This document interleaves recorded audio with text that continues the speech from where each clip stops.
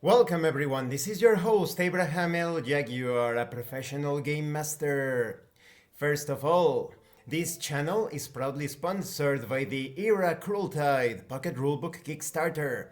In this tabletop RPG, Santa Claus has been captured, and you need to rescue him, role-playing as any sort of fantasy creature imaginable. You could be a human with holiday powers, you could be one of Santa's helpers, an elf. You could be a talking reindeer, perhaps a gingerbread cookie golem. You need to rescue Santa Claus in order to restore the holiday cheer. Check out those stretch goals. The link to the Kickstarter will be in the description and in the pinned comment. This channel is also proudly sponsored by pt3 Studios, the publishers and developers of Dames of Asstoria, a tabletop role-playing game where you play as monster girls experiencing high adventure in a world that doesn't fully accept them. They have recently released Daughters of Lamb. This is a pay-what-you-want tabletop RPG where you get to play as cybernetic nuns with guns, looking for the missing pieces of their AI god. You will find it in their website. The link will be in the description and in the pinned comment. This channel is also proudly sponsored by the Red Room Publishing. Please check out their store for exclusive tabletop RPG products and check out their free tabletop RPG, the Red Roleplaying Game. It's a generic system that is able to handle any sort of theme, genre, flavor, setting imaginable. Definitely check it out. The link will be in the description and in the pinned comment as well. Today, I continue my review series featuring the Eros Engine Core Rulebook.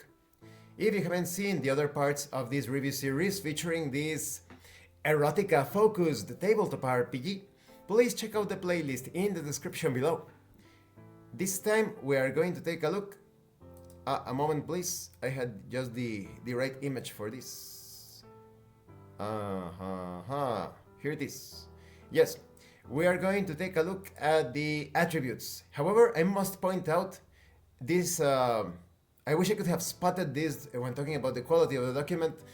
The table for the attribute modifiers is missing.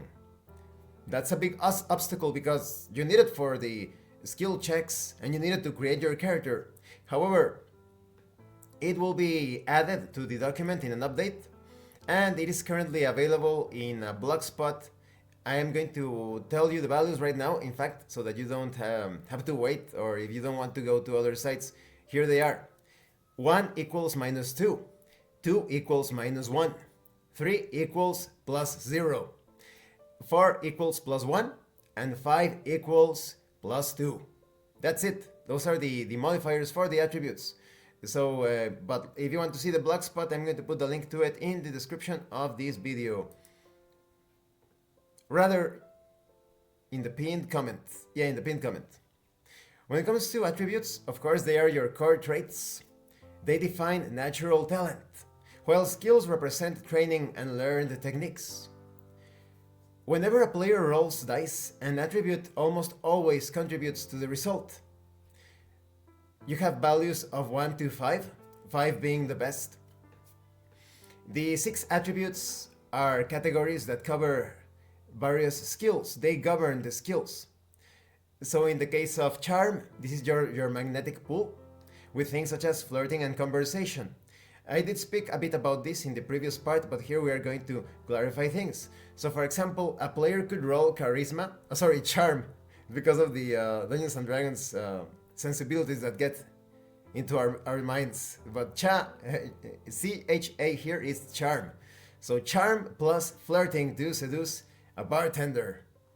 In the case of appearance, this is all about style and looks, covering things such as wardrobe and style, and the first impressions.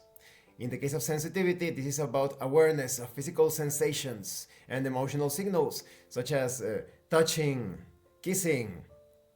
In the case of stamina, this is about endurance, having to do with positioning in certain intimate moments and thrusting and penetration. When it comes to arousal control, this is about controlling the pace, the rhythm, and delaying climax. It governs things such as sync play, movement. In the case of willpower, this is mental resilience and focus, and resisting temptation. This is about arousal resistance, and persuasion resistance as well. When you take an action and a game master calls for a roll, you roll 1d20 plus the attribute modifier plus the skill rank and plus or minus other modifiers depending on the context, on the tools perhaps. So it's very simple. You just need to add your attribute modifier now that I gave you the values, and remember that table will be added in an update, and to your skill ranks, and you have the total value 1d20 plus attribute modifier plus skill rank plus or minus other modifiers. Not every attribute is equally important in every scene, of course. What if the scene involves domination, charm and appearance, right? Because in case you are initiating the domination. But what if the domination escalates? Then it has to do with sensitivity or perhaps even stamina. A well-rounded character can shine in all phases, while specialists excel in one area but may struggle in other areas. So attributes are the bedrock of the character's performance. They not only define general aptitude but also anchor the way characters interact with all sorts of exciting actions. This concludes this part of the review series. In the next part, we are going to take a look at skills. When it comes to attributes, they will serve you not only in battle and exploration and investigation, but also in more intimate situations. And remember, I'm trying to be very careful as to how I word things to avoid the YouTube algorithm. But suffice to say, the various skills that you acquire in other tabletop RPGs, here you're not only going to use them in completing a quest or solving a puzzle, you're also interacting with other beings, you're having pleasurable moments with such individuals, and so you need to be mindful as to how you can apply your attributes and your skills, because remember, it's 1d20 plus the attribute modifier plus the skill plus or minus other modifiers to see where they are best applied, correct? Thank you for watching this part of the review series. Don't forget to leave a like, comment and subscribe. And thank you so much to those of you that are going the extra mile to support the channel. If anyone else wishes to further support the channel, consider joining as a member using the Super Thanks button. Take a look at the information in the description and in the pinned comment. This has been your host, Abraham L. Jaguar, a professional game master, and remember, it is better to roleplay and fail in character than not to roleplay and fail as a player. Once again, thank you and see you later.